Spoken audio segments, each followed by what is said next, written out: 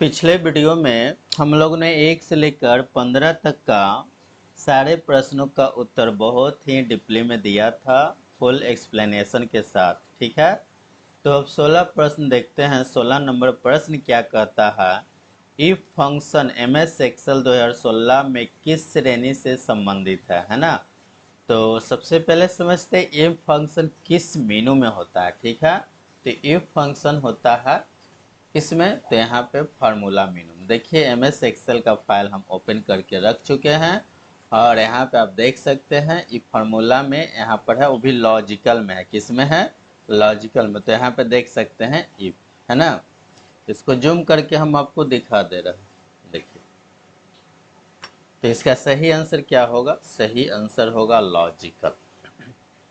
हम नेक्स्ट प्रश्न है POP। POP का उपयोग ईमेल सेवा प्रदाताओं द्वारा किया जाता है। ठीक है, प्रदाताओं का मतलब होता है रिसीवर द्वारा किया जाता है। ठीक है, क्यों किया जाता है ना। तो इसका फुल डिटेल्स अभी हम आपको बताएंगे, लेकिन यहाँ पूछ रहा है POP का फुल फॉर्म।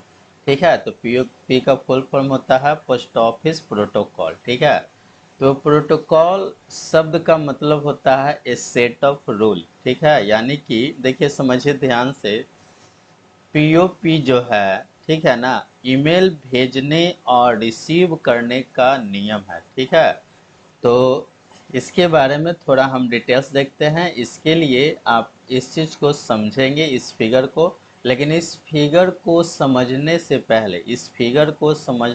पहले SMTP का फुल फॉर्म याद कर लीजिएगा, POP का फुल फॉर्म याद कर लीजिएगा, IMAP का फुल फॉर्म याद कर लीजिएगा। देखते हैं SMTP का क्या होता है फुल फॉर्म। तो इसका फुल फॉर्म होता है, देख लीजिए यहाँ पर, simple mail transfer protocol, simple mail transfer. और POP का होता है पोस्ट ऑफिस प्रोटोकॉल, और 3 यहाँ पे आता है, वो वर्जन लिखा हुआ है। ठीक है, IMAP का होता है the internet message access protocol. ये सब याद कर लीजिएगा, सब पूछा जाता है। एक और होता है प्रोटोकॉल MIME, इसका फुल फॉर्म होता है मल्टीपर्पस इंटरनेट मेल एक्सटेंशंस। ठीक है, तो अब यहाँ पर हम लोग समझते हैं ये सब है क्या। तो ये सब एक रूल है, किसके लिए रूल बनाया गया है। तो ईमेल हम लोग सेंड करते हैं और अगला आदमी रिसीव करता है, तो उसी के अकॉर्डिंग एक रूल बनाया गया है। अब यहाँ पे समझिएगा, देखिए, ईमेल अगर भेजता है तो उसको हम लोग बोलते हैं सेंडर। ईमेल भेजता है उसको हम लोग क्या बोलते हैं? सेंडर। और जो रिसीव करता है उसको हम लोग क्या बोलते हैं? रिसीवर। ठीक है, अब यहाँ पे बात करते हैं सेंडर मेल सर्वर किसको बोलते हैं। तो जो सेंडर जिस अकाउंट पे अपना ईमेल आईडी बनाते हैं, जैसे जीमेल अकाउंट हो गया, है ना, याहू अकाउंट हो गया, अगर इस पे अपना अकाउंट बनाते हैं, ठीक है, तो ये मेल सर्वर होगा सेंडर का। और रिसीवर भी किसी न किसी का आईडी बनाते ही होंगे, है ना, किसी भी अकाउंट, जैसे जीमेल अकाउंट हो गया, याहू अकाउंट हो गया। ठीक है, तो एक सेंडर का सर्वर होगा और एक रिसीवर का सर्वर होगा। ठीक है, अब समझते हैं। देखिए, सेंडर अगर कोई मेल भेजता है, ठीक है, तो मेल भेजना, है ना, मेल भेजना, है ना, कौन सा नियम को फॉलो करता है? तो SMTP का फॉलो करता है। किसको? मेल जब भेज रहे हैं, किसके पास भेज रहा है? तो मेल सेंडर मेल सर्वर के पास पहले जाएगा। ठीक है, फिर उसके बाद रिसीवर मेल सर्वर के पास जाएगा, इंटरनेट के द्वारा जाएगा। ठीक है, अब जैसे रिसीवर के पास पहुंचता है, ठीक है, तो यहाँ पर 2 रूल काम करता है, 2 प्रोटोकॉल काम करता है। एक काम करता है POP और एक काम करता है IMAP। अगर रिसीवर यहाँ पर ऑनलाइन रहता है और मैसेज देख लेता है, पढ़ लेता है ना, तो यहाँ पे POP काम करेगा। ठीक है, लेकिन अभी मैसेज भेजा गया है, कुछ देर के बाद देखेगा, या कल होकर देखेगा, या दूसरे के कंप्यूटर में या मोबाइल में देखेगा, तब तक, है ना, उसके पहले, है ना, देखने से उसके पहले मैसेज कहाँ रहता है? तो मैसेज रहता है IMAP पर। ठीक है, कहाँ रहता है? IMAP पर रहता है, ठीक है। तो यहाँ पे ईमेल सेंड और रिसीव करने का नियम दिया हुआ है, ठीक है।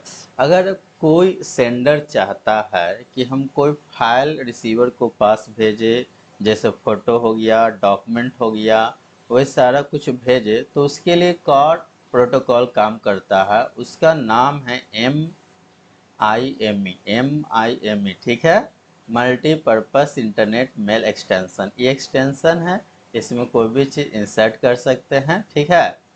चलिए, तो आपने अच्छी तरह से इस फिगर को समझ लिए हैं, ठीक है। नहीं भी समझ में आया तो कोई बात नहीं है, बस फुल फॉर्म याद कर लीजिएगा, SMTP का, POP का, IMAP का, ठीक है। वो वाला नहीं पूछता है, अगर आप याद कर लेंगे तो बहुत अच्छा है ना। Multipurpose internet mail extension.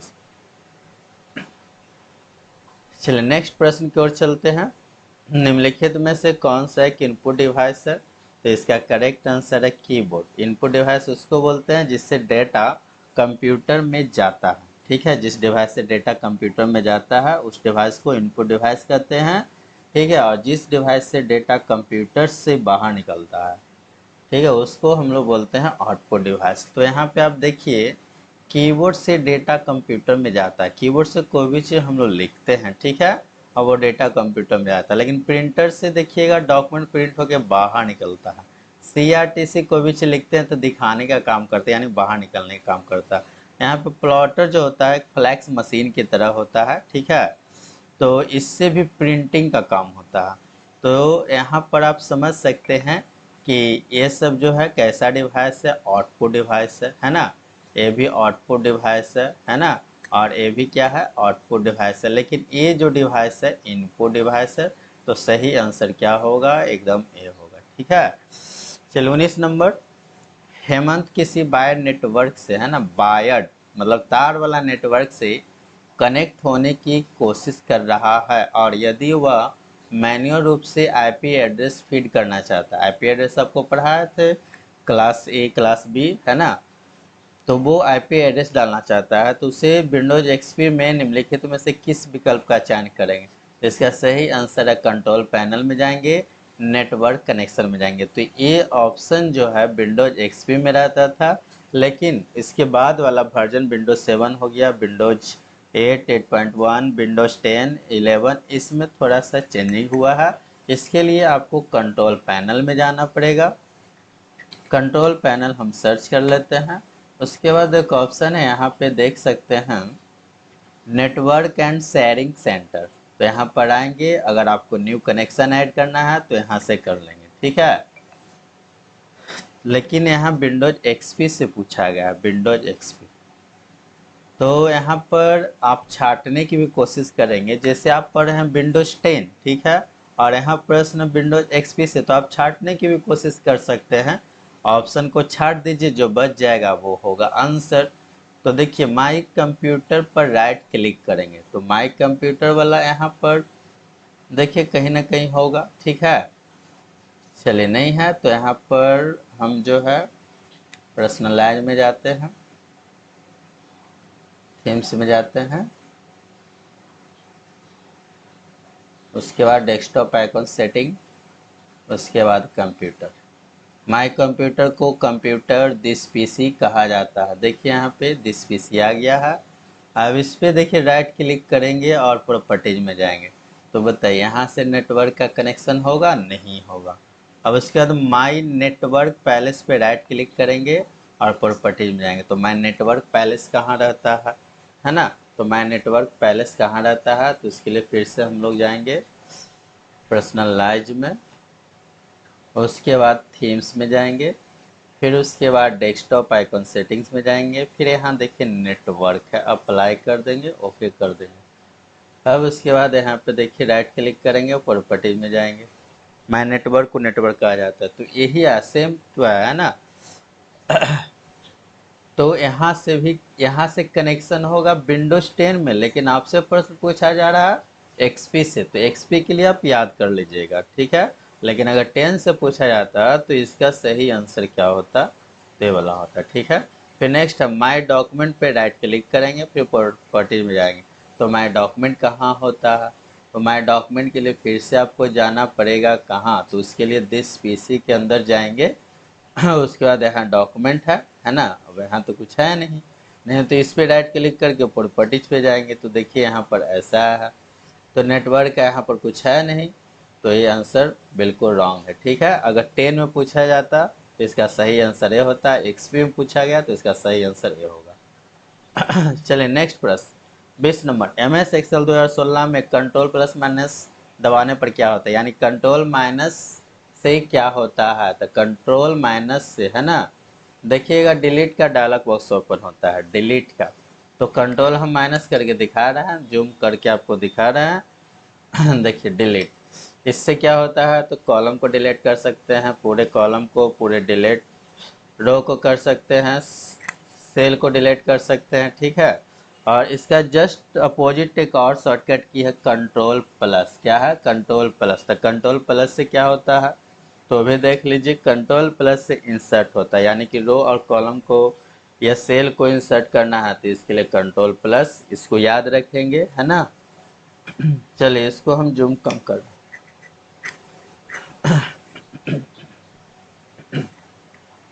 तो इसका सही आंसर क्या होगा, इसका सही आंसर होगा delete dialogue box.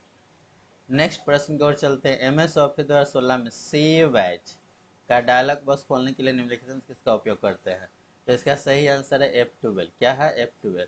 Control by से क्या होता है, रीडो होता है, अल्ट प्लस F12 से कुछ नहीं होता है, लेकिन शिफ्ट प्लस F12 से सेव एज होता है, ये सिर्फ F12 से सेव एज होता है। और कंट्रोल ए से क्या होता है, ऑल सेलेक्ट। ठीक है, तो यहाँ पे हम आपको दिखा रहे हैं MS ऑफिस 2016 लिखा हुआ, इसका मतलब ए जो है ना, F12 जो है MS वर्ड में भी काम करेगा, एक्सेल में भी, पावर पॉइंट में, सभी में काम करेगा।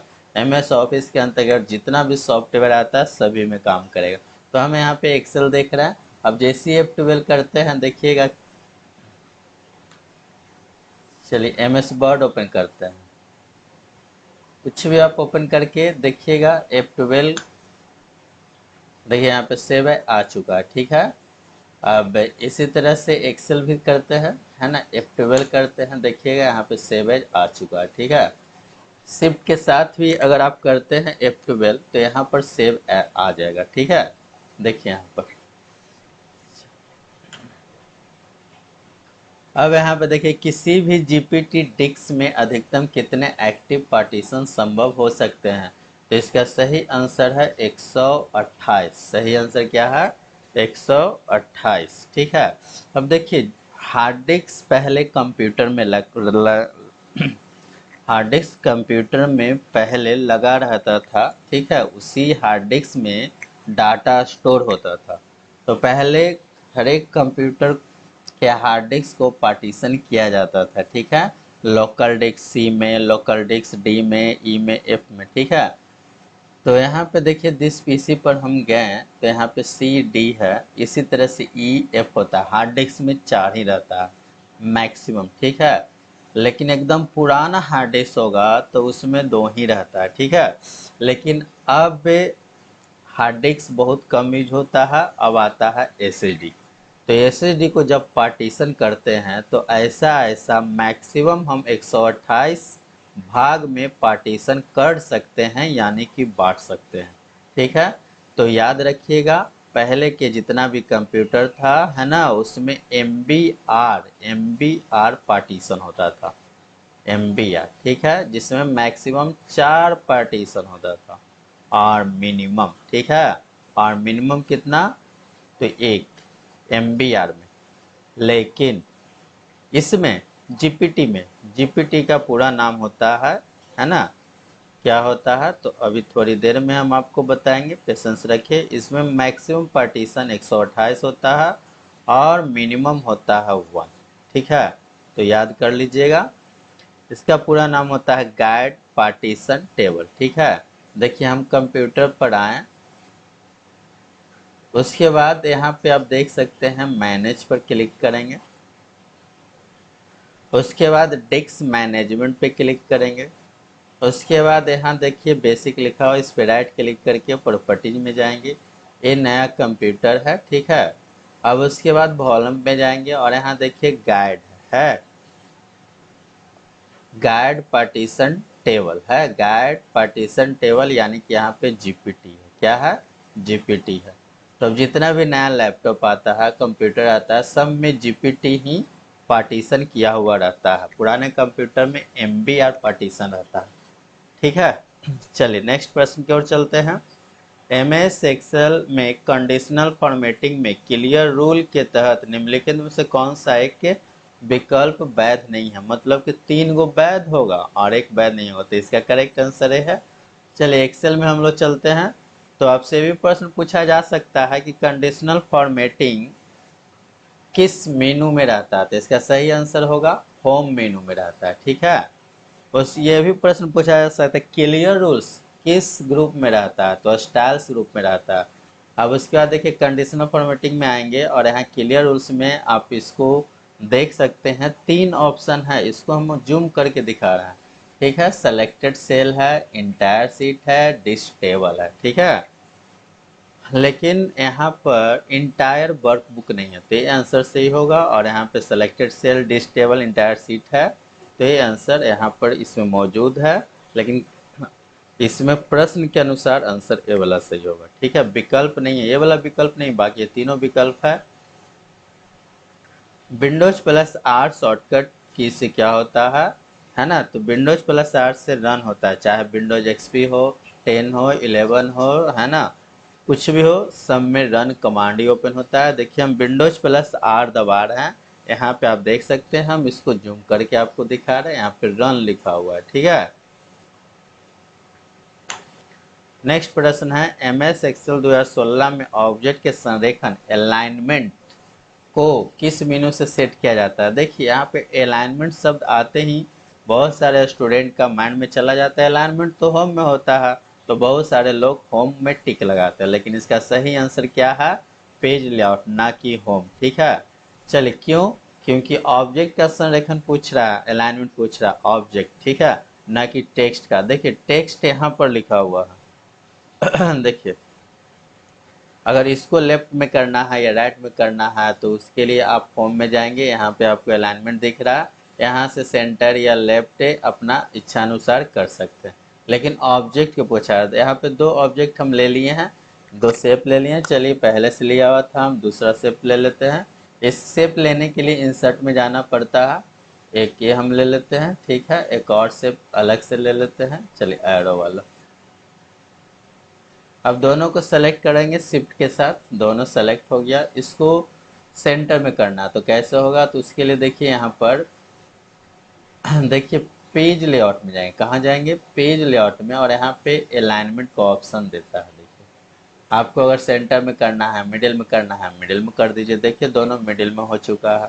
ठीक है, तो ये ऑब्जेक्ट का अलाइनमेंट होता है। ऑब्जेक्ट का अलाइनमेंट आप याद रखिएगा पेज लेआउट में होता है, नहीं तो जैसे शेप को जब सेलेक्ट करेंगे तो देखिए शेप का अलग से, शेप फॉर्मेट का अलग से यहाँ पे मेनू ओपन हो रहा है, और यहाँ पर आप देख सकते हैं यहाँ भी अलाइनमेंट है।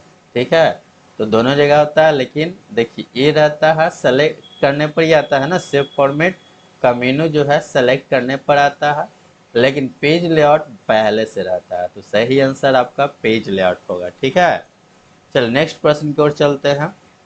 निम्नलिखित में से कौन सा फिगर एमएस एक्सेल 2016 वर्कशीट में शेप फंक्शन का हिस्सा नहीं है?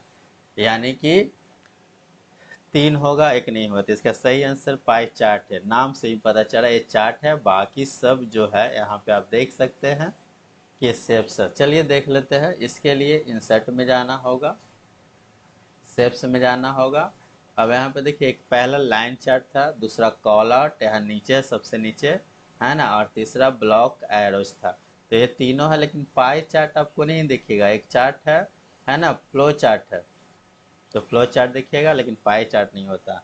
पाई चार्ट का यूज यहाँ देखिए, पाई चार्ट यहाँ पर है। ठीक है, तो पाई चार्ट का यूज किस लिए करते हैं? तो माइंड में सेट कर लीजिए, डेटा को परसेंटेज के रूप में दिखलाना रहता है, तब पाई चार्ट का प्रयोग करते हैं। नेक्स्ट प्रश्न की ओर चलते हैं। एमएस एक्सेल 2016 में फार्मूला मेनू में, ठीक है, कौन से मेनू में? यहाँ फार्मूला मेनू है। लुकअप एंड रेफरेंस फंक्शन में निम्नलिखित में कौन सा है? यानी कि लुकअप है ना, इससे बाहर निकलिए, लुकअप एंड रेफरेंसेज यहाँ पर है, तो इसका सही आंसर कॉलम है। यहाँ पे आप देख सकते हैं कॉलम, ठीक है। आप इसको छाट भी सकते हैं, ठीक है, छाटने से भी आंसर आपको मिल जाएगा। कैसे, तो इफ होता है किसके लिए, लॉजिकल के लिए, ठीक है। डेट किसके लिए होता है, डेट एंड टाइम के लिए। चर किसके लिए होता है, कैरेक्टर के लिए। तो क्या बचा, कॉलम। तो कॉलम किसके लिए आएगा, लुकअप एंड रेफरेंस के लिए, लुकअप एंड रेफरेंस फंक्शन के लिए। नेक्स्ट प्रश्न 28 नंबर प्रश्न है, MS वर्ड 2016 में यदि कोई यूजर सारे ऑब्जेक्ट टेस्ट के साथ सेलेक्ट करना चाहता है, ठीक है, तो MS वर्ड का फाइल हम ओपन करते हैं। अब देखिए ऑब्जेक्ट के रूप में हम यहाँ पे एक, चलिए दूसरा ले लेते हैं, इंसर्ट में जाते हैं, यहाँ से सेव को भी ले लेते हैं। अब उसके बाद जो है यहाँ पे कुछ कुछ अपना लिख देंगे, एक टेक्स्ट हो गया और एक ऑब्जेक्ट हो गया। इस सबको सेलेक्ट करना था, कैसे, तो उसके लिए होम में जाएंगे, फिर उसके बाद यहाँ एडिटिंग ग्रुप में जाएंगे, एडिटिंग ग्रुप में सेलेक्ट ऑल का ऑप्शन रहता है, ठीक है, सेलेक्ट हो जाएगा। तो इसका सही आंसर क्या होगा, होम मेनू एडिटिंग ग्रुप सेलेक्ट होगा, ठीक है, बाकी ये सब में नहीं होगा। नेक्स्ट है, निम्नलिखित में से कौन सा एक वैध IP एड्रेस नहीं है।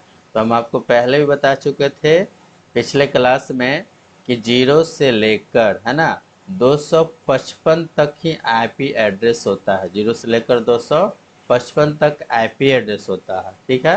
और सभी IP एड्रेस के 5 भागों में बांटा गया, फिर से आपको दिखा दे रहा है, ठीक है। तो देख लीजिए यहाँ क्लास A क्लास B के रूप में बांटा गया है। पहला एक क्लास जो है 0 से 127 तक, B है 128 से 191, C है 192 से 223, D है 224 से 239 और E है 240 से 255। हम आपको पहले भी बता चुके हैं, इससे प्रश्न हमेशा पूछा जाता है, इसको आप रट लेंगे, 10-20 बार लिख कर प्रैक्टिस कर लेंगे, माइंड में सेट कर लेंगे, ठीक है।